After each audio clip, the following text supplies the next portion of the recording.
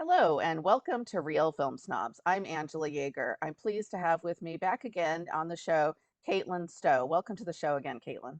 Thank you. Thanks for having me. Yeah, I'm super excited to have you back. Caitlin was on a few months ago on our episode with both her and Joey from the Dark Side Cinema. Great, wonderful art house theater in Corvallis, Oregon. If you've never been there and you live in the area near Corvallis, please make sure to be there because it is a gem for movie lovers. And Caitlin is also studying filmmaking at University of Oregon, and super excited to have her on the show for this special episode of Real Film Snobs celebrating queer cinema. We've done these episodes before. We're a little late this time. We're going to be not airing this in June for Pride Month, but you know what? Here on Real Film Snobs, it's Pride Month every month. So, we were excited to bring some new films that we haven't reviewed on the show before to you. We're going to start with our first one, which is actually out just this year, called Joyland, from first time feature filmmaker Saim Sadiq, and I apologize if I'm butchering his name. But the Joyland, gosh, I love this film so much that I'm actually having a hard time talking about it. But let me give you a brief synopsis here. So the film follows the character of Haider, who is the youngest son in a three-generation Pakistani household. He secretly takes a job as a backup dancer in an erotic dance theater. Production, which is led by a trans woman named Bibi, who is just like fiercely independent and determined, and also quite a great dancer, by the way. And Hader has taken this job because, ironically, he is forced into employment. He has been a house husband.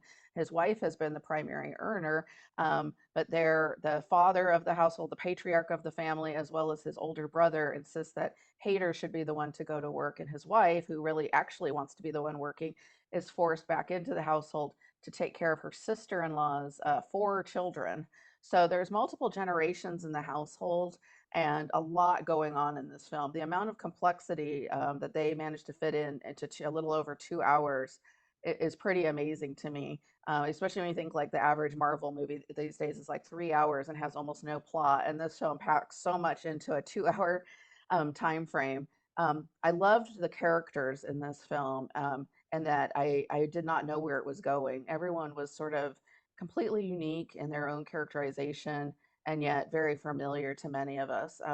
While a lot of the attention on this film has been focused on the budding love relationship between Hader and Bibi, the trans woman, I actually think the film is really, it's just about gender roles and gender norms in general, and how people and how it hurts everyone when people are squeezed into roles that are supposed to define them that don't fit well. I'm excited to hear what you had to say about it, Caitlin. Yeah, I agree. I think you hit it right on the head because I think that um, because there's so little trans cinema just in the world, I think when a film comes out that has a trans character, our automatic assumption is that it is a trans film or is a film about transgenderism. But Right. this film, it's about gender and beautifully includes transgenderism because that is a part of the conversation of gender, but it's Yeah. not about being trans. It's really about Hader and his experience in sort of being crushed by the gender boxes that we're forced into, and everyone around him, how his sort of shrapnel of being crushed by that sort of hits everyone else in his life, and sheds light onto their boxes that society is placing them in. But I think it also has a lot to do about how we police each other's gender. There's Hmm. quite a few scenes of like, yes, societal pressures and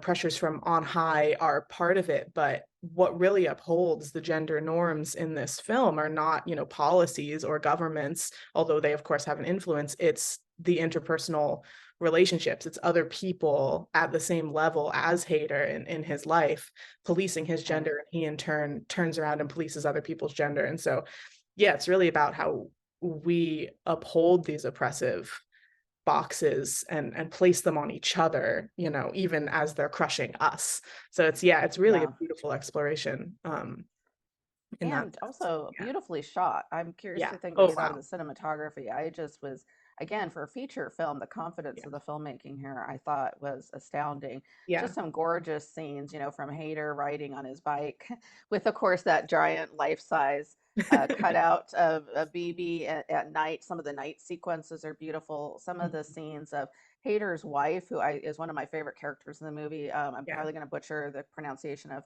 the character's name, Mumtaz, but just she is a really interesting character because she is also really broken by these. She really wants to be, she doesn't want to have a whole slew of children like her sister in law. She wants to be out working.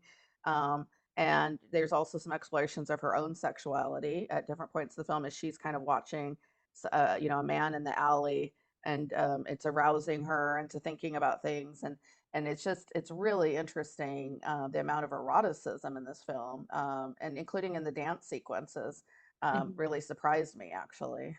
Yeah. Yeah.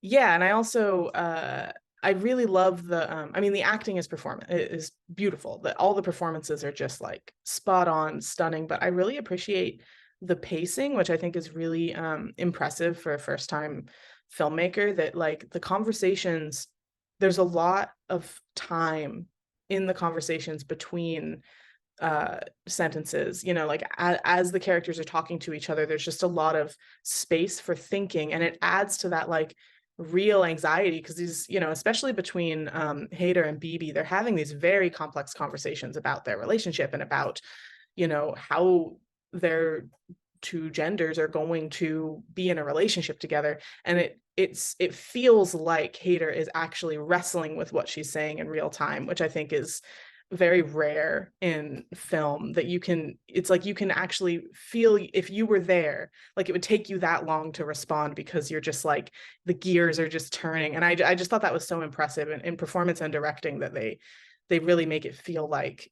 you know, any intense conversation you've had to have in your life, like you can see Oh them yeah. doing it in the same way. It's really beautiful. Yeah. Yeah, it almost feels like, yeah, like it was happening in real time. And I Yeah. have to say also, even the characters that would be the most easily to stereotype, the patriarchal father of the movie, who is in a wheelchair, and has got some aging, health related issues, and is very, at the beginning I thought, oh, here we go, he's like kind of the Pakistani Muslim patriarch who is saying, we need a son. He's very, they keep having, the older brother and his wife keep having kids because they keep having daughters. And so they're really trying to have a son. He really, has all these kind of really specific, very traditional, gender norms and things that he's prescribing to. But he starts this relationship of sorts with the neighbor who's a widower. And there is a scene in this film that actually crushed me. Mhm. The neighbor had come over to their house to help him, and I think it's really less of a romantic relationship, but more of a friendship. But but she ends up staying at the house because she fell asleep. She was helping him while he was having some health problems, and the next day, her son, who she lives with, the widower, is just so angry because how is this going to look that my mother spent the night at another household, and you shamed my whole family. And then he says this line to his mother, and he says, "I don't even know why you need to leave the house. I bought you Netflix." And I thought, oh my gosh, it just crushed me. It also reminded me, and I don't know if it was intentional by the filmmaker or not, of the great Douglas Sirk film All That Heaven Allows, where the characters say to the Jane Wyman character, we have a TV. Why do you need to go out and seek relationships with men? So it was a very interesting parallel to me, and I just, that scene was crushing because her face just looked so defeated right then. So this expectation again that she's an older woman.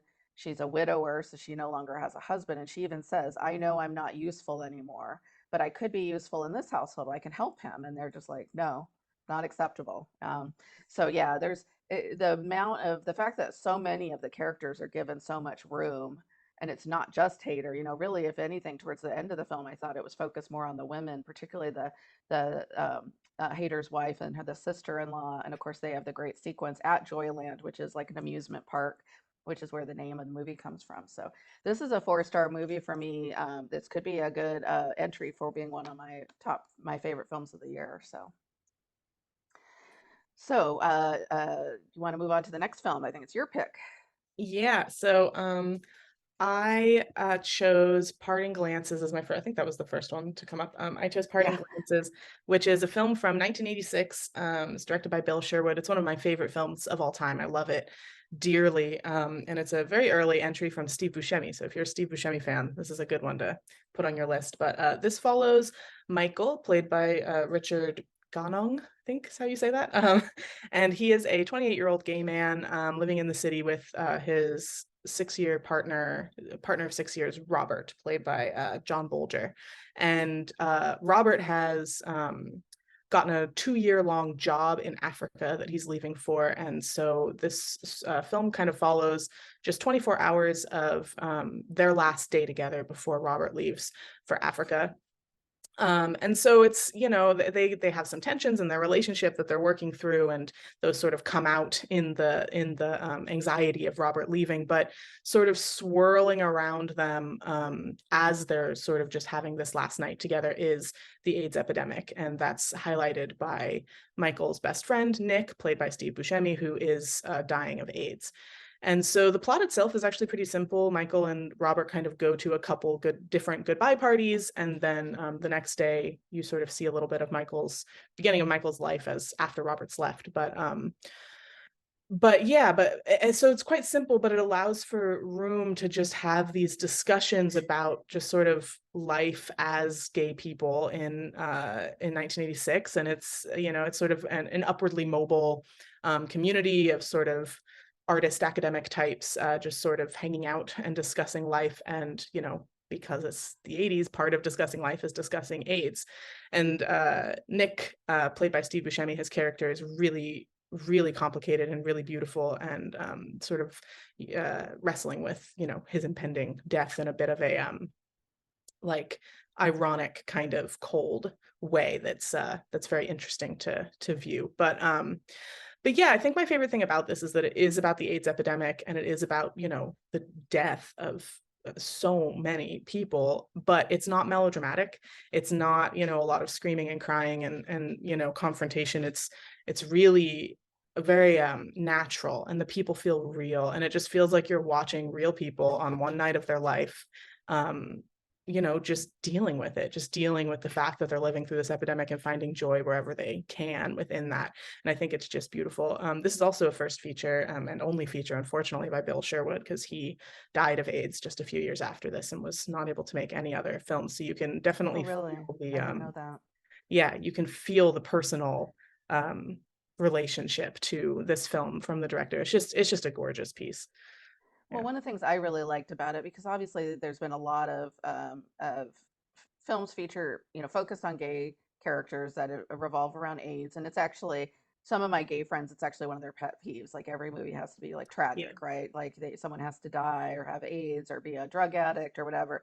And while there is a character with AIDS in this film, as you said, the Steve Buscemi character, the the two main characters, their relationship is really pretty solid, and in a way, I don't want to say it's conservative, but they're a very set couple. They're not a crazy partying type couple. They seem really solid together.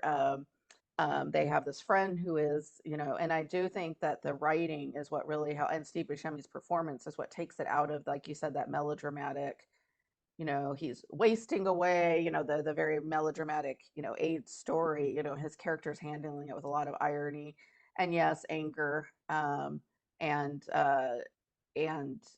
and there's moments in that are very beautiful as well, because it's clear that Michael and is very close to him, and that they have this friendship that goes beyond. I almost wonder, that they are also love each other. I guess you could say that there's another type of love there. So yeah, this was a film that I hadn't even heard of until I think like a year ago when they showed it on Criterion Channel. It's not often it's not always in, a lot of the lists of, top queer cinema. And so when I watched it, I was kind of surprised by it. I was like, and I was also surprised because I didn't even know Steve Buscemi, it was very young Steve Buscemi, and he's fantastic in this. You see the talent that he is, right from the start. So, and like you said, it also really portrays that very particular like upper class milieu that they're in New York in that time period.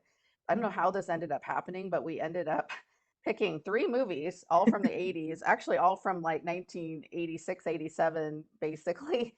I don't know how that worked out. And then one brand new movie. So it's interesting how that worked out. But yeah, I definitely really like this movie a lot. So we should go to our next one. Is that me again? Yes. This one, like you just said, is also from 1986, but it's also just fantastic. It's Working Girls by director Lizzy Borden, another one of my all-time favorites. And this follows Molly, played by Louise Smith, who is a prostitute, a sex worker, and she's a lesbian. And it's another very simple plot, very simple film, in the sense that it's just a day in her life as a sex worker. So we just follow her through her work day. She works in a house with a bunch of other women, and it's run by this madam who is awful. And so yeah, it goes into great detail about sort of what sex work is like. It tackles a lot of like interpersonal issues between the women, and it tackles a lot of like hygiene details, and just sort of really getting into the nitty-gritty of what sex work is. And in the end, to me anyway, I read it as mostly a film about workers' rights, and sort of relating how sex work is, while it's its own thing and it has its own challenges and its own psychological barriers and all of that, it's just a job, and people are exploited or fulfilled in the same way that any other workers are, just depending on the situation they find themselves in their job. And so it ends up being about hierarchy and sort of the corruption of power within capitalism, essentially, which is what Lizzy Borden really likes to talk about. But as a queer film, I think it's very cool because it feels kind of ahead of its time, in that while Molly's sexuality, of course, affects the story and affects her character, the story is not about the fact that she's a lesbian. She is a lesbian just because some people are lesbians, and but it's really about her being a sex worker, and her lesbianism really just fills that out rather than commanding the story. And I feel like it's only just now, and you could argue that not even just now, that's happening more regularly in film, like that characters are just allowed to be queer, just for no Right. Without the reason. plot being about Yeah, that. exactly. And so it Yeah. feels Yeah. very ahead of its time in that sense, and very powerful in that sense. So while it is absolutely a queer movie from the 80s, I think it's an important addition to the conversation, because it's really pushing against this idea that queer films have to be about queerness. Yeah. Right, right. Yeah. Which is, yeah, and it's interesting when I watched it for the first time last night, because we kind of picked this one Yeah. late-ish, in the game, but and I hadn't seen it before, and at first, when it opens with Molly and her partner in bed together, and then they get up and they're having breakfast with their child, they have a daughter, I'm Mhm. assuming, together in some way, they have it's like a very domestic Mhm. natural kind of thing. And I thought, oh, very interesting pick that Caitlin had here. And then she goes to her job. She gets on her bike, I didn't know much about the plot, although I did know she was a sex worker. But then she gets to her job. I thought, oh, okay, this is very interesting. And it's also interesting because of the way the job is even portrayed. It's just this apartment in New York, right, where that they've kind of rented out as their office, that has bedrooms and such in it, but it's not, when because one of the descriptions described it as a brothel, which I guess technically it is, but it's not Yeah. like any brothel. This isn't the brothel of Louis Mal's like Pretty Baby or something with it looks just like a bunch of ladies hanging out in an apartment, and every so often a guy comes to the door and they take him upstairs, and that's that. But and so even it's just a very plain, kind of apartment that, it's even that part about it is naturalized in a way that I think makes it less tawdry than you would normally find from films about sex workers. But then I was really surprised that it really doesn't go back to her relationship at all for the whole rest of the film. It's really focused on the sex work. So at first I was almost arguing with you in my head as I was watching. I was like, well, is this queer cinema? Because I was like, it's really not about that at all. But then, as you said, maybe that's the best thing. And it's not even really about sex work per se in terms of being having an argument about. It's just like it's capitalism, like you said. Yeah. Lizzie Borden's very focused on that here. This is an exchange, and it's very focused on the money because after every person she every customer who comes in, she has this little notepad. She writes down how much she made from that. She's obviously saving up for something. This is her job, and this is how she's keeping accounts of her money. And it gets into the other characters, which I also really like that are there, and how a lot of the women who have been there longer, who are considered old, who don't look old at all, but they're like not, they're kind of cast aside as the new girls come in. And then, as you mentioned, at different times they call her the pimp or the madam, but the woman who owns the business is absolutely awful. Just kind of this shrieking, kind of like stereotypes of 80s-ness, even with her hair and everything. Yeah. Just kind of, she kind of cracked me up. There's a lot of funny moments in this movie as well. I was actually surprised how funny it was, Oh, with just all their interactions with the different Johns they have, and the variety of the men that come in and their styles. And it doesn't, again, taking away from the tawdriness aspect. Some of the men seem very just normal. They come in, they're like asking the women like, oh, how are you doing, how did you do on your test? They're having these like, like they're following their lives. They seem to have a lot of kindness towards them. Some of the men are very not kind towards the women. And you see the whole mix of it, and it's really fascinating, like you said, for 1987, especially with the title Working Girls, because as we know, there's a other famous film from the 80s called Working yeah. Girl with Melanie Griffith. Very different type of film, by the way. Um, yeah, it just seems totally ahead of its time. Have you seen many of Lizzie Borden's films, like Born into Flames or other ones? I've seen Born in Flames. I haven't seen any others, and Born in Flames, of course, is a masterpiece. I mean, it's just fantastic. But yeah, she's definitely very political. Right, very political. Yeah. And unfortunately, from what I look because I was curious and looked her up on Wikipedia, hasn't really been making movies in Yeah. recent years. Hard for a woman who I'm sure is that political and that fiercely, with those kind of politics and that kind of fierceness to probably get work in Hollywood. So, Yeah. but yeah, no, I definitely enjoyed this film and the 80s hairstyles. It's so good. Yeah. The one thing I did, when they first showed Molly, and I just thought, I had to say, my first thought was like, yeah, she has, the hair and everything. I thought she looks kind of like a butch lesbian. That was my first thought when I saw her. So then when she went to a job as a prostitute, I thought, huh, that's Yeah. interesting. Like, but then I thought, oh, well, maybe that's just the 80s hair in general. I just took it as that. Yeah, and I really like how it like yeah, the house is full of so many different kinds of women. I mean the types of women and how they like present themselves is so diverse, which is great. And the film also I think uses this setting as an opportunity to talk about race a lot, which I think is really cool. And an Right. I almost wish they'd interesting. gotten more into that because it kind of comes Yeah, in at the end, it does. Yeah. with one character, and then the owner says to her, "Don't feel upset, even though you're more attractive than the white girls, that you won't get as much business." And they kind of land it there. That I Yeah. was like, "Oh, that's really interesting. Let's go more into this character." And then, it's a pretty short movie. It's only like what, 87 minutes, 90 minutes. Yeah. So I thought, oh, if she'd had more budget, I wonder if she could have gotten more into some of these characters. I would have liked to. I almost felt like it was too short. Like I wanted to Yeah. see it explored a little bit Yeah. more. So yeah, great pick, Caitlin. I Thank really you. liked it. Yeah. Okay, we'll go to my last pick, which actually is a movie I hadn't seen. I picked something I hadn't seen because it was an excuse to see it. And it was featured in the Criterion Channel's Look at Queer Cinema right now. So I thought, well, this will be an interesting one. Also from 1987, I've heard the Mermaids singing, by lesbian filmmaker Patricia Rozema. And this is her first feature film. She's a Canadian filmmaker. The film feels very Canadian to me. And when I get into the plot, you'll see why I mean that. It's focused on Polly. She is a photographer, but she is basically a temp worker. She gets a temp job working at an art gallery, private art gallery run by the character of Gabrielle, who is this very like sophisticated, confident, self-assured woman. In other words, the exact opposite of Polly in every way. Polly is this kind of waifish, dreamy, artistic girl who, oh, I don't know if girl is the right word to describe her. She even describes at different times throughout the film, she talks about how she really would like to get rid of gender. She doesn't see herself as a gender. I think one of the reviews described her as like an elfish character, and I thought that was kind of a good description. Lots of the film is featuring Polly's kind of fantasies of different things going on. She becomes immediately sort of obsessed and fascinated with Gabrielle, not necessarily in a sexual way, though. Interestingly, it's almost like she idolizes her. Gabrielle has a lover named Mary, who's quite a bit younger than her.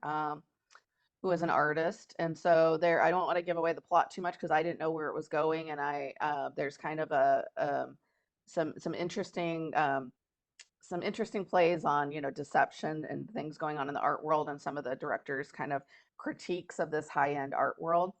Polly is really this innocent character, kind of thrust into situations where she is a person who just wouldn't lie to anybody and would be surprised that anyone was lying to her. She takes things at face value. And a really interesting, very kind of like fairy, you know, type of character, and an interesting one to feature in this kind of milieu. The part of that made me think it seemed very Canadian was mainly the character of Polly. She's such an innocent, and she's such a um, you know, wide-eyed character. So I found this really interesting. It's interesting that it's become kind of a cult film apparently with quite a following. I'm curious what you thought of it. Yeah, I hadn't even heard of it before you sent me the title of it. And I was like, oh, great, perfect. And I like it because I almost think it's similar to Working Girls in the sense that, like, yes, there are lesbians in this movie, and it is about Polly sort of being curious about lesbianism. I don't even want to say that she like is converted or like realizes she's a lesbian. It's a bit unclear, but she is curious about it. You know, she's looking at it and she's like, oh, that's interesting.